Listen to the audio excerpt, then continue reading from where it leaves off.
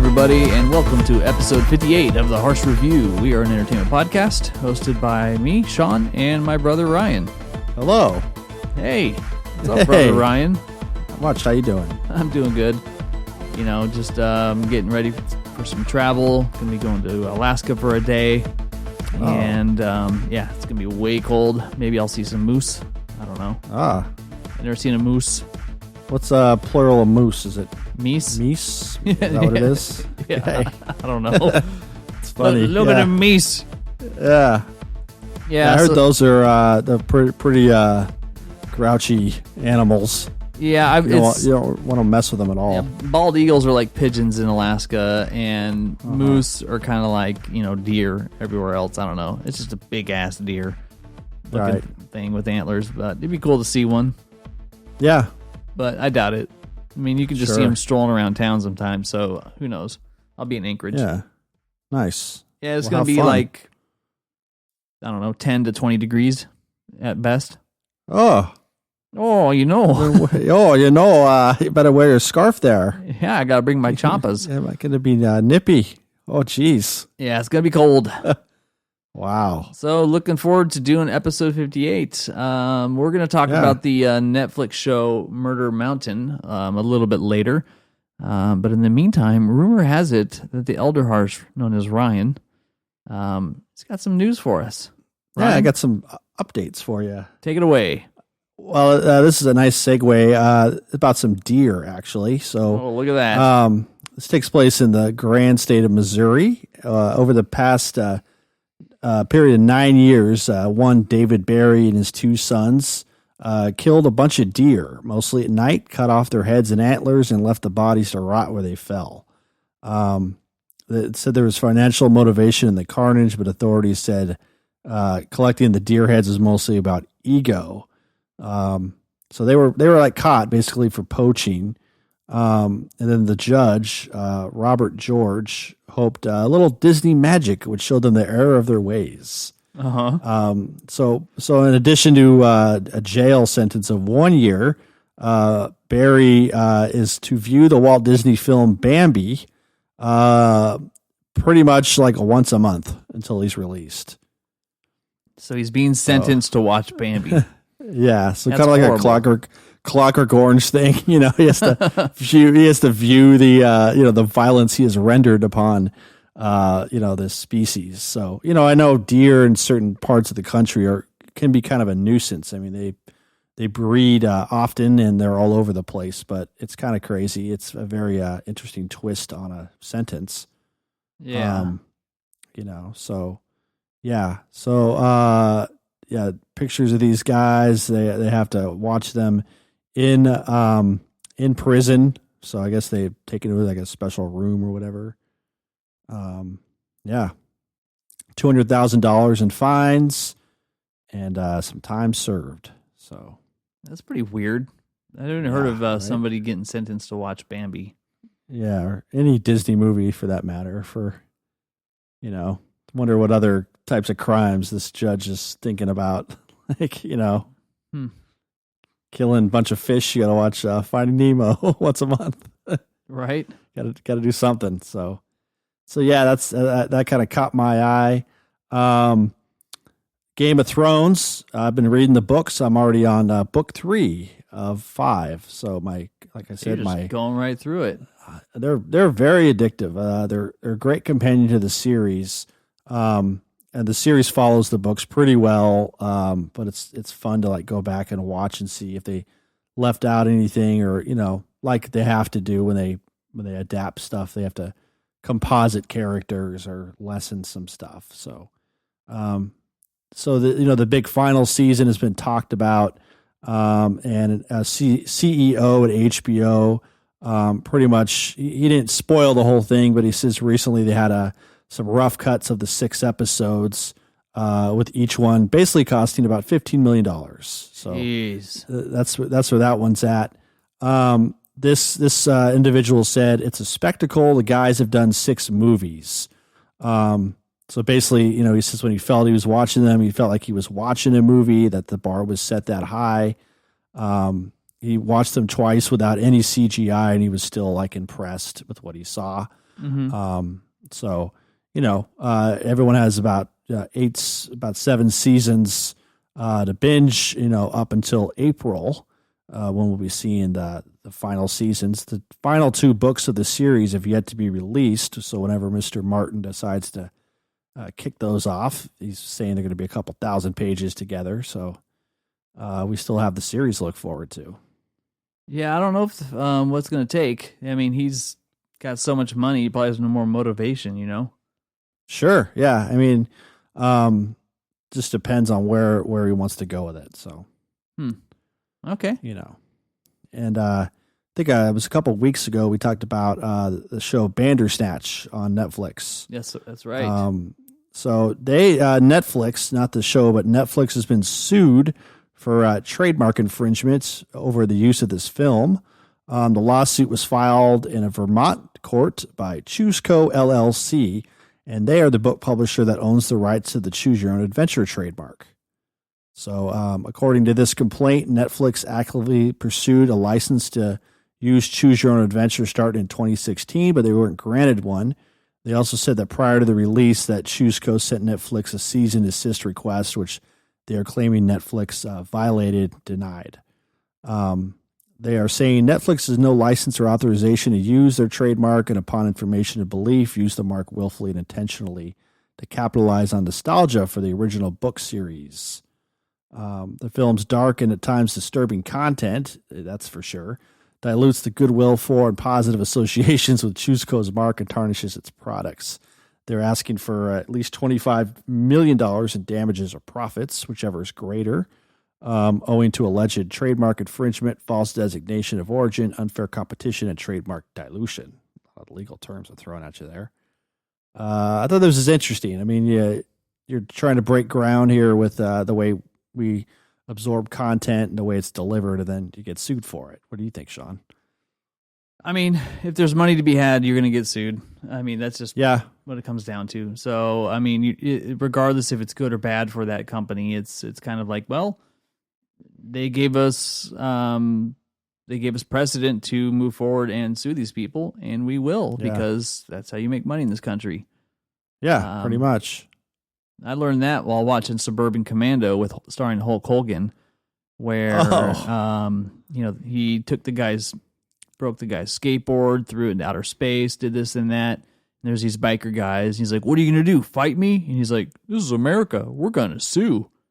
So I was like, "What's that mean?" And then there you go. So thanks, Hulk Hogan. Yeah, that's shout out to people Dylan. love to sue each other in this country. Okay, yeah, so short list of things he's been exposed to. Yes, that's one of them, right? Yeah. So nice. There you have it. Yeah. So I think my final thing I'll have for you, related to another thing we watched, I think we talked about in the same episode, was Bird Box. So one really silly thing that people have been doing, and I think it's hilarious, when life imitates art, is this what's called a bird box challenge, where people do stupid shit when they're wearing a blindfold, much like the Sandra Bullock character in this Netflix original movie. Everything from like putting it on their kids to like getting really dangerous. Well, in this case, it's not so funny. A Utah driver decided to take up this challenge while operating a vehicle while blindfolded, and it resulted in obviously an accident. Covered their eyes while driving on Layton Parkway. Luckily, no injuries, but there is some significant damage. They covered their eyes while driving. The streamer was issued a warning. Netflix actually issued a warning saying they would not like people to participate in this challenge. I saw that on the news. Yeah, a bunch of random stuff, and it's gone viral. Just basically like random stunts performed while blindfolded. But they said, they tweeted, "Please, can't believe I have to say this, but all capitals, please do not hurt yourselves with this Bird Box challenge." They tweeted this January 2nd. "We don't know how this started because people are stupid." That's my comment. "And we appreciate the love, but boy and girl have just one wish for 2019, and it is that you do not end up in the hospital due to memes." Yeah. So, in one other instance, a woman came very close to being burned by a heater. And another one, a father leaded his blindfolded toddler straight up into a wall. So, yeah. These people, man. So yeah. we had the Tide Pod challenge. Now we got the Bird Box challenge. So first of all, I actually haven't seen the movie yet, and a big turnoff has been this kind of press, to where you instantly kind of go like, okay, I don't even know if I'm interested. Yeah. And so that's been, a big turnoff, so to speak. But you kind of thin the herd a little bit, Yeah, sometimes you need that. Yeah, I mean, yeah, it's what it takes. But jeez, so you saw it, right? We talked about this. Yeah. Tell me, what is it? So I know like the hook is that people are they're blindfolded or something like that, so they have to. Yeah.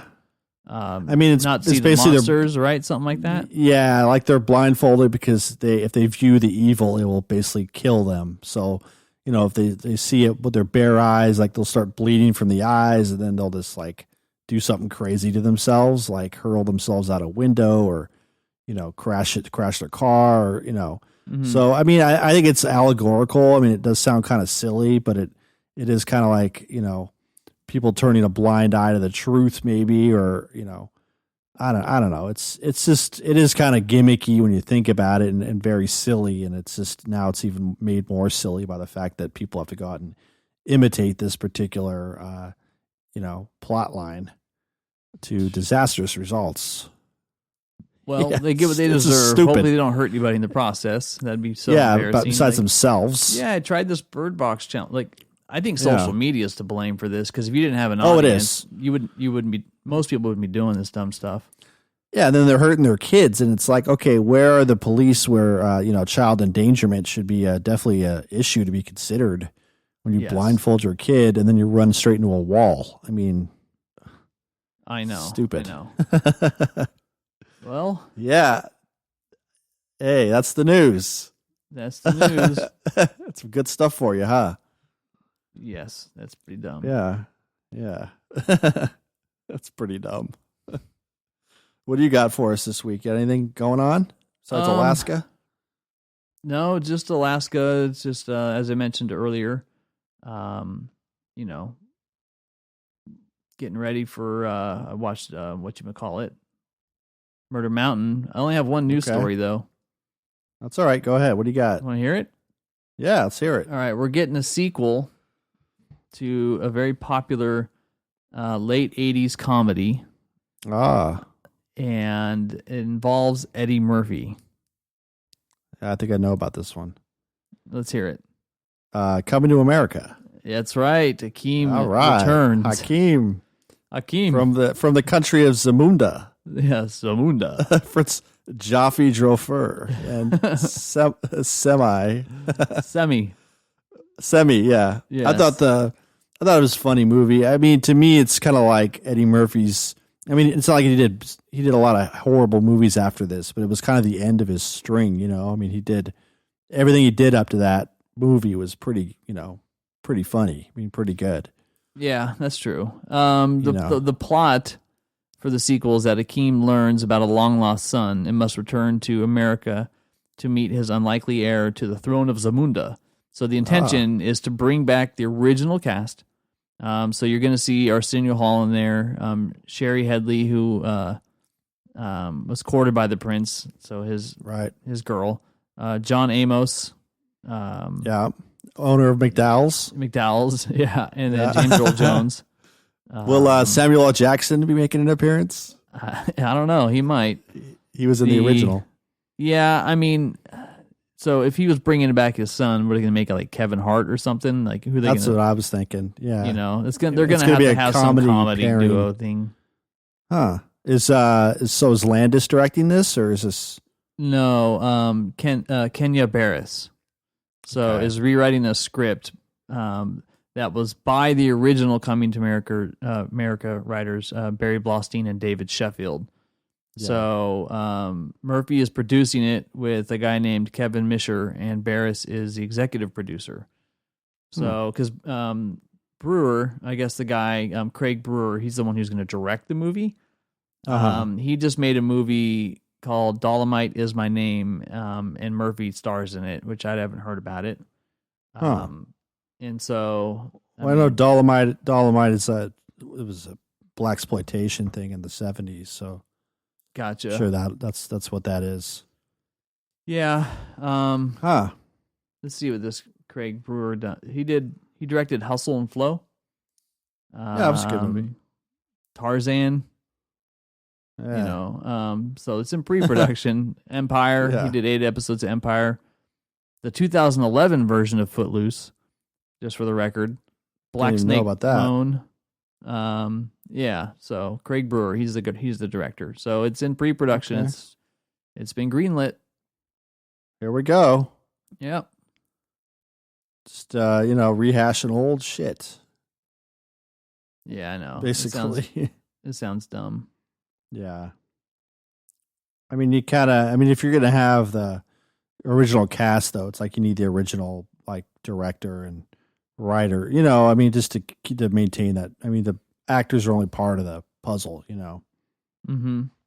But yeah, DVD. Yeah. I'll wait on it. DVD. So there you have it. Okay. All right, Dan. Thanks. All right, then. Yeah. All right, boy. It's all right, boy. You finished that game? You beat it? I beat the main story. And yeah, so I'm now in like the prologue, which is I think 2 chapters of Red Dead that connect this game to that connect it to whatchamacallit, Red Dead Redemption, the original. Okay. So that's kind of where I'm nice. Okay. at. Yeah. Yeah, I haven't really been playing it at all. I mean, I'm not like burned out on it. It's just like Howard said, it's like doing a bunch of chores. It's just like gotta feed that horse again, gotta pet him and clean him, chopping wood, just a lot of random stuff. But I didn't do any of that shit. I just played it straight up. I don't know. I ignored all Okay. that stuff. I didn't contribute anything. I didn't do anything. Yeah. I just played it One thing I straight did up. like doing, I would just, every time I went to the general store, I'd stock up on a hair tonic and just swill that stuff like it was water, and then I'd look in like a raggedy old mountain man. There you go. Which is kind of cool. Let my gut go. So it's like my Looking like video game alter ego. Yeah, looking pretty ragged. Getting a lot of comments from the town people. Like, dear God, man, take a bath. Yeah, I know. Right. Yeah, I don't know. I was doing some of that chore type stuff before, and then I kind of realized that like I don't have to do any of this. That's true. So I just kind of stopped and just wanted to see if the game was like going to nudge me to do contributions, and I kind of realized that it wouldn't. So I just stopped, and nothing. I think in reality, looking back at that, I think a lot of that stuff was like just fluff that's put in to try to like squeeze out more gameplay. Yeah. And just to fit that landscape and that universe. Yeah, like it's I don't know, like it's you have your story, and if people just do the story, the game could end, 40, 50 hours if you just do that. Totally. I probably spent double that amount of time. But in hindsight, like, I didn't really need to do any of that stuff because, and I'm, I can't say this without somewhat spoiling it, so I don't know how you feel about that. Go ahead. Okay. You die, right? Well, yeah, he dies, of course, but that's not the spoiler. The spoiler is that I actually don't know this 100%, but all the shit you work for, like when your character dies, like it seems like you no longer have a chance to be a completionist. So if you're somebody that was really like looking forward to, completing all the elements of the game, like going back and doing all the side missions. Yeah, like that's the thing is I don't know if you can continue to do those like once it is officially over, because I'm not officially through it. Yeah. And, so that's where I'm thinking like, oh, I didn't get all the legendary shit. I didn't do all this. I didn't do all that. Yeah. There's a lot of that too. So I mean that could definitely consume a lot of. I mean, just hunting all the big game and the fish and Yeah. So like if you don't get to do it, and when after he dies, you play John Marston, right? Okay. So that's the guy you played in the original one, right? And so at this point, I mean, if you're way into Red Dead Redemption, you don't know he's dead. Then sorry, but give it up. It's been a while, so it's fair territory now. Sorry, everyone. Sorry, you but heard it yeah, here first. So that's like right where I'm at, and I didn't continue to pursue it past that. But maybe you can kind of go up and then continue all those achievements with his character. You know what I mean? Which is possible. And so if that's the case, then yeah, right on. No worries there. But if it's not, I mean, who knows? Yeah. So we'll see. Okay. Then on to the next game. Yeah. On to the next. Yeah, that's it. All right. So there you have it. You want to talk about some Murder Mountain? Yeah, let's do this. I never even heard of this. And usually I'm on this stuff, so so you haven't heard about it at all. So you're totally fresh. Yeah.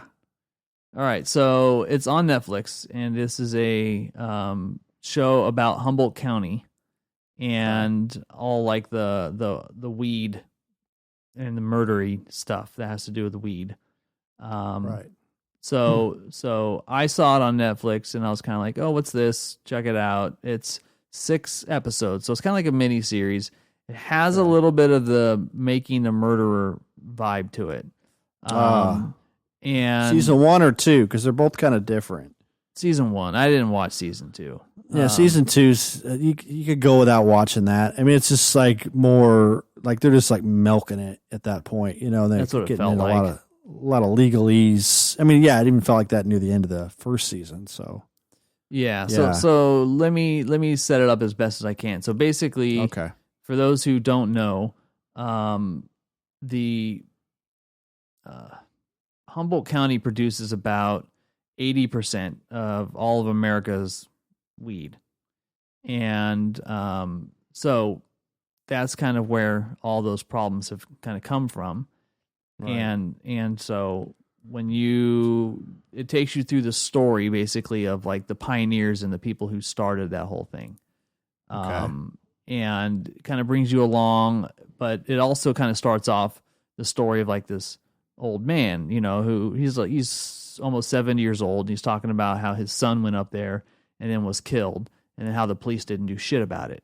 And so that's kind of one narrative that's happening. And while this is going on, like that's the kind of the main narrative is around like the story of his son, who's from San Diego, and he went up there to go make a lot of money quick.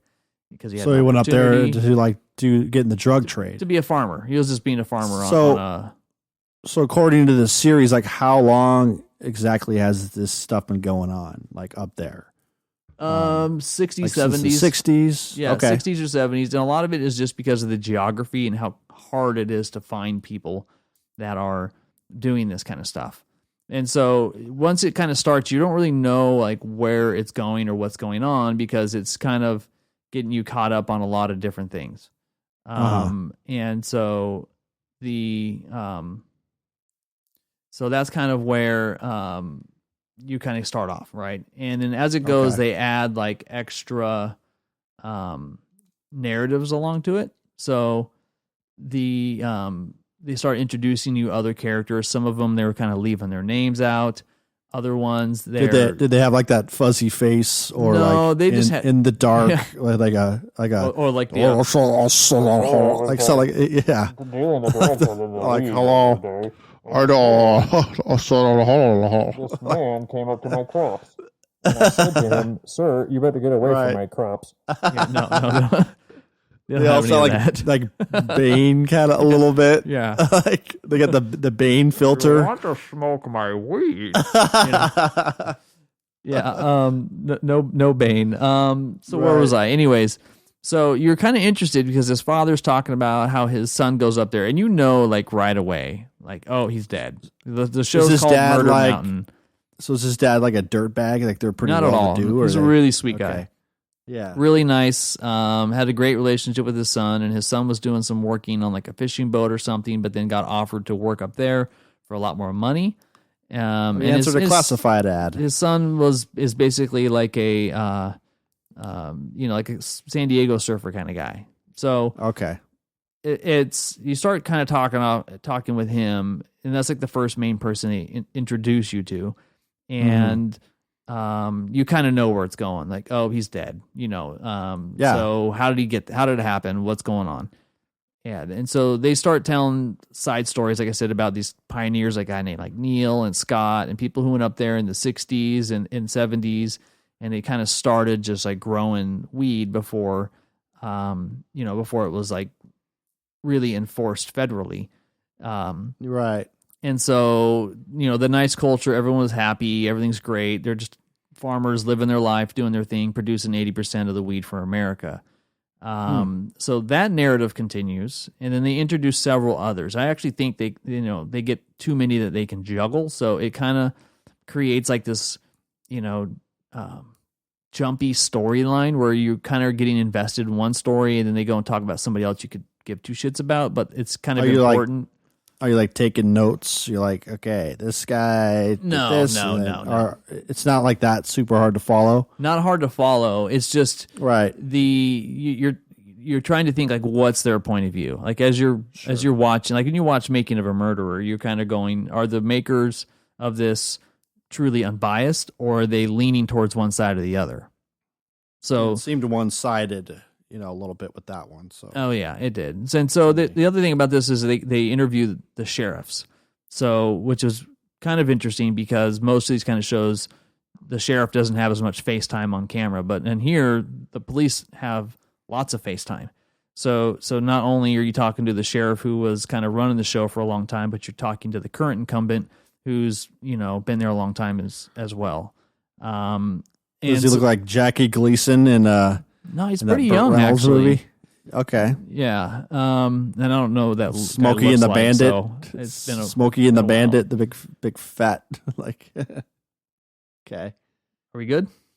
Yeah, we're good. Okay. Just letting you work through it. I was trying to get the reference out for those who don't know. Yeah. Like you're the main one, so might as well just drop a mashed potatoes reference if you really want to kill the momentum. Oh. I'm good I've been good at that recently.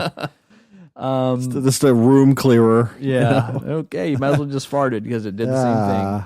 Hey. So the narrative kind of progresses, and it gets up to the Nixon era when Nixon started enforcing drugs, and then it talks about how federal money was kind of coming in. Because Humboldt's crazy. I mean, have you been there before? No. It's funny you're talking about this because I had some friends who went up there and for college, and they didn't last long, to be honest with you. Like a couple, one of them did okay, but like a couple went up there, and just there's a lot of partying at that school. Like I'm talking Humboldt State specifically. Mm-hmm. One interesting story they did have was, obviously there's like nowhere else like it in the world. It's redwoods. It's the right climate, for growing marijuana. They were out like in the woods hiking, and they kind of got straight off, and they went down a hill, and then they basically ran right into a guy armed with like a machine gun and like a ski mask.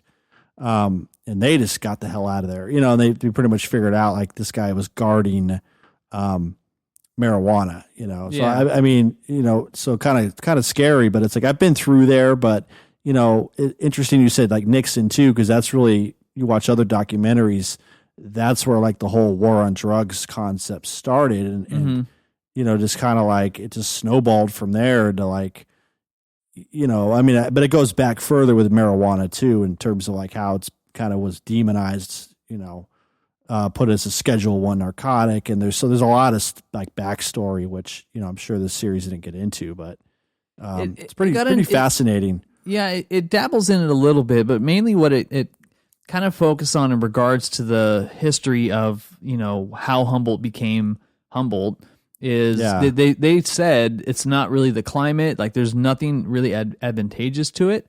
However, I'll correct this in a second. They said it was really just the topography. It was very inaccessible, very remote, and they called it like the Emerald Triangle because it did have the conditions for weed to grow and thrive there. But what was really the advantage is how secluded it was. And so it interviews this guy who was part of like the founding fathers of, they call them like the OGs, not, the original grower or whatever. Okay. And how he heard, like he somehow got exposed to Eastern marijuana. And it was very different than the Mexican weed that was kind of popular during the 60s and 70s. So he went to Pakistan and he met with some people over there. And their weed was like what chronic is basically. And it was because it wasn't growing in a colder climate and it was treated differently and it had different soil and all that kind of stuff. So they had like a different strand of it. And so he would get imports of chronic seeds from Pakistan that were sewn into articles of clothing and stuff like that. And so he organized the path for chronic seeds to come to the States. And that's kind of where that whole thing started. So he was like the first guy to bring that here. Johnny Appleseed of marijuana. Yeah, there you go. That's a good reference. So he's in it for a little bit. They're talking to him. He's showing you a bunch of old photos and stuff he had and, how he was getting pounds and pounds of seeds. Were a lot of these guys like kind of hippies or were they like actual opportunists? No, they're all kind of hippies. Yeah. So like the older folks were kind of hippie-esque, right? They're more of like the live off the grid type as opposed to like the Grateful Dead hippies. Sure, who just like mooch off people and and then the newest generation is they're all kind of like just, I mean, it's a weird eclectic mix of people because you have some like really professional people that show up well on camera. They can speak very well. They seem very intelligent. They're farmers up there, and then you've also got like your dirtbag types, and they're running their businesses and stuff. And so, this story really kind of takes place between 2012, 2013 to 2018. But they tell you the whole history in parallel with the story of this father and his son, and then a couple other key players' history. So there's a lot of moving pieces over 6 episodes. It's still slow paced enough, but the and I'm not going to give anything key away so that, so don't worry about that. But, so once they kind of take you through Nixon and the role, and they kind of started talking about how people had to start arming themselves because once weed started getting bigger and you started getting more organized crime and all that kind of stuff, that there started to develop like an outlaw culture of where you had to take the law in your own hands to protect your own crops. And so, a big theme that is on top of this, they constantly keep hammering it, is about how many missing people are in Humboldt County, that unresolved cases of just people gone missing. And I guess it's pretty significant. I don't know if they're really milking it for the documentary, if it's as bad as they say it is, because they're still kind of casual about it. But every chance they get to remind you, the police and everyone tells you like, there's lots of unsolved crimes up here. There's not much we can do. And there's not much we can do it because of like they're not funded, like they don't have enough. No, it's because that is one thing, but the other part is because nobody talks, because everybody's involved in some kind of illegal stuff. So why would you talk to the police and then start inviting to silence? People? Correct. So that's kind of the problem. So do they get into like kind of how that illicit industry kind of like helps the economy of the surrounding area? Because I've heard things like that too, where it's kind of an unspoken thing where, a lot of, it's not like it brings in traffic, but it kind of keeps the peace, I guess you could say. They don't at all. They don't really mention. And that's probably one theory on it. I mean, but it sounds like if there's a lot of people missing and unsolved crimes, and it's not, it's just kind of, there's not a lot of stability there that's being looked at. Yeah, they don't really talk about that. I mean, the thing that they really kind of focus on is what the law can and can't do. And there is a lot of unspoken different things, but it's really hard for people to find, a lot of these hidden crops and stuff like that. And then eventually they so they kind of build you up around all these different farmers telling things from their point of view. And then it goes all the way up until when marijuana became legal in California in 2017 and for medical. And then in 2018, they passed, other laws that allowed people to grow it. And then how that started causing a lot of violence up in Humboldt. And the reason why there's a lot of violence is because it costs you well over $100,000 to get all the licenses and paperwork and permits to, be able to even sell. And that just put so many people out of business. So they start turning to the black market while other people are trying to turn to the white market. And there's less money now to go around because big pharma is moving in. Large companies like Coca-Cola and all these other people that have different branches, like, they're the people that have the capital are really starting to move into the marijuana industry. So now you've got these farmers who, have been doing it on the black market forever, who are trying to go legit, but they can't. And the money's like, you're working off of 10% margins at best. On top of that, you're dealing with all the crime up there because, tensions are getting high. And there's some people making a lot of money and others that are not. So you're getting lots of, burglaries and robbery and vandalism and theft, because it's just kind of that's what's just going on. Yeah. So they continue to tell you about the whole culture. So gorgeous up there, and it's it's pretty. Yeah. I mean, it's for those who don't know Humboldt or know much about it, you're probably looking at a 3 or 4 hour drive north of San Francisco, right on the coast, kind of pretty close to like where Eureka's at. All huge redwoods. And it's not a tropical climate, but it's got the same type of diversity from rainfall to cold, 20s and 30s and winter. It does get a little bit of snow and stuff, but looks like Endor. Yeah, it just looks like Endor Forest. So they filmed it. Yeah. So, and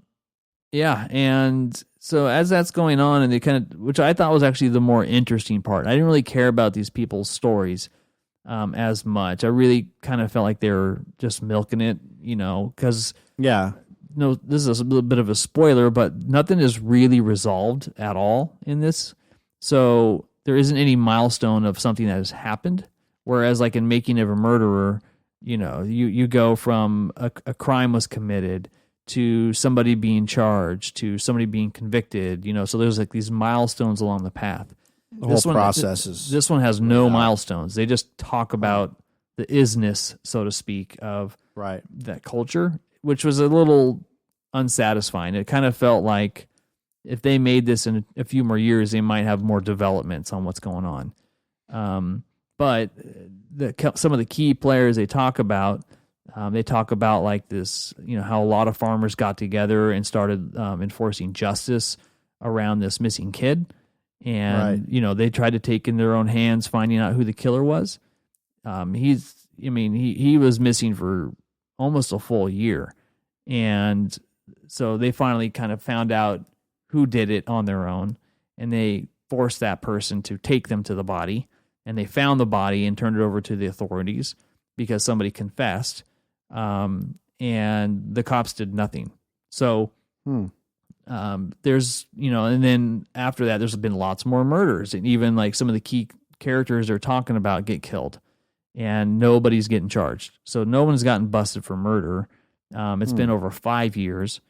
And so it really kind of makes the police just look like super shady or something's going on. What's weird about it though is the whole time they still give the sheriff a platform to talk, and so he's saying, "Oh yeah, we knew about this, we knew about that, but we've got no evidence. All we have are these mountain folks saying, oh, we heard this or we heard that, and yes, some guy led us to where there was a body, but there's no evidence. There's no saying that this is the person who did it, or you can't just go off a word, and there's no witnesses." Right. Interesting too that in a recent article that the sheriff slammed the show in a lengthy Facebook post, saying it was highly sensationalized. He said that that the producers came in and they relied on unofficial and biased sources, and they changed the plot line and the premise of the show, which was originally to examine the changes in the county as a result of marijuana legalization and highlight the challenges, and then they changed it to scoping on the homicide, which I think they're just using the homicide to like frame the story, right? It sounds they're trying to get you to care, so they kind of romance it a bit and they personalize it a little bit so that it doesn't feel so much like a it's almost, now that you kind of mentioned that, and this is what my instincts were kind of telling me, it's like they filmed this cool documentary about Humboldt County and how much the changes and stuff were going on, and then they looked at it and went, this isn't enough, this isn't going to succeed. Oh, if we could add a true crime to this, then it's going to kill it because there's a lot of content, That's the big thing right now. The true crime. So it felt like it was something that was added on. So they're talking to a couple private investigators, but you're not really seeing a whole lot, and they don't really give you any. It's just all discussion. So I know I'm making it sound kind of stupid, but it was interesting to watch, especially if you're somebody who likes marijuana. You got to watch it because you're going to learn a lot. I mean, for me, the thing I enjoyed the most was just hearing all these different types of farmers and, how they go about, it's like their livelihood up there, and then how legalization has improved a lot of things where there is at the end, there is less crime, and things are starting to, shape up more, and people who were hiding from the law for so long are now starting to have like relationships with these policemen because they're starting to kind of look out for the greater good. But it's really difficult to do it legit because of how expensive it is. So they say that the black market is now growing, and that what California is doing compared to other states like Washington and Oregon or Colorado is they're adding all of these regulations on top of it in regards to pesticides and all this extra stuff, which is making it even harder for growers to do it. So does bureaucracy to everything else. I mean, it's just slow down. It's a huge industry, and they're killing it with all that kind of stuff. And so, which might be necessary, but maybe make it a little bit easier for people to create these revenue streams. Right now, it just looks like, at least in California, that Big Pharma is going to run the show. And all these locals are going to really struggle. Yeah. Yeah, I don't know, but check it. It's 5.5, 6 hours, 6 episodes. It's been out a week or two on Netflix, Murder Mountain. So it's interesting.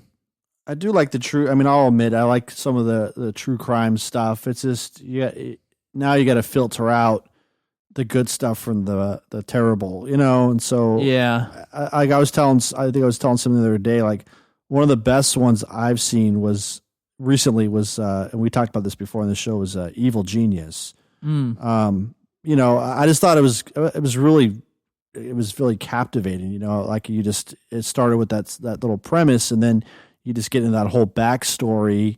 Doesn't really give you like any kind of judgments or anything, but it just presents this whole drama that was unfolding. So, I mean, I think, and they just did it like in 3 episodes, kind of quick and done, 3 or 4 episodes. So, I mean, that was a good one I liked, but then like with a lot of the other ones, like Staircase, I thought was like really milking it, for a while.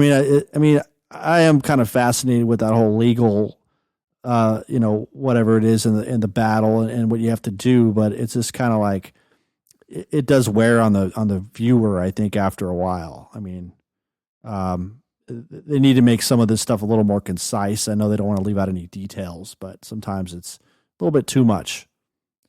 Yeah, it's that's just kind of what I don't really get, is that you're watching a lot of these and they're not necessarily, they're always private investigators, and you don't really get like an actual true source sometimes. Yeah. And it looks like they're trying to grab onto something that already exists. And so that's kind of what that's what my concern is, is that, it's sensationalized to a certain point. And I think on this one, they were introducing new things along the way because you could have told the story start to stop. So you can tell when you're seeing filler. You see the same B-roll footage of like their dramatizations and stuff, and they keep abbreviating and recapping, and it just, from a production point of view, it can really feel like they're squeezing something out of here. And then they introduce new people and resolve them really quickly, and you're kind of going, all right, you're losing grip a little bit on your plot, Was there any mention of the Patterson-Gimlin footage? Because I think that took place up there, right? Oh no, that's Bluff Creek. So that's east of Humboldt. So that's a little bit more northeast towards between Reading and Humboldt. But that would have been rad if they did. Right. Yeah. I need to make a documentary on that. I think that's great. Yeah, no kidding. All right. Yeah, so there you have Murder Mountain. Thanks, Sean, for breaking that down. I think I will check it out. It just seems like a I think I'm looking forward to that. Also, True Detective started a couple nights ago, so I'm gonna have to check that one out too. Hopefully, it's better than season 2, which was a complete abomination. Really like season 1, but season 2 was not that good. No, I didn't think so. All right, well, there you go. Yeah, that's what you got to look forward to till Game of Thrones in April. Yeah, everybody's waiting around for that. So seems like. I don't know what else is out there. Yeah, I mean, I don't know. I'm not really looking forward to anything in particular. I'll tell you that right now. You cross off Bird Box off your list. Yeah, no Bird Box. Yeah. All right. Bird Box challenge. Yeah. I mean, am I missing out if I don't watch it? No, I think you'll be all right. Okay. I mean, if anything, it's a good, like, John Malkovich meltdown movie, which he pretty much has every single thing he does. Mm-hmm. It's like the John Malkovich meltdown. Because he just looks like a guy that's just constantly unhinged. Like that's kind of his special gift, though, right? Yeah, just like he's capable of like just going off on any second. No humor in that guy. No, that dude's wound tight. Yeah, just a little bit. But yeah, I think you'll be all right. All right, cool. Yeah. All right, well, I think that'll about do it for us. Yeah, I think we're good. Nice. All right, well, check it out, guys. Like I said, Murder Mountain on Netflix now. You heard it here, folks. We'll be back next week, episode 59. What day is that going to be? I wonder if we should try. I know Glass is coming out here pretty soon. We need to go see that. Yeah, coming out this week, isn't it? I believe so. I think next episode's rolling out on the 22nd. So I think I'm about to take another trip to the theater. Maybe we can get out and see that one and talk about it. I think that would be a good idea. Yeah, I gotta check my local. Yeah, Glass is next Friday. So yeah, check it out this Friday. Let's see what we can do. Yep. All right, folks. Until the next time, take it easy. All right, bye.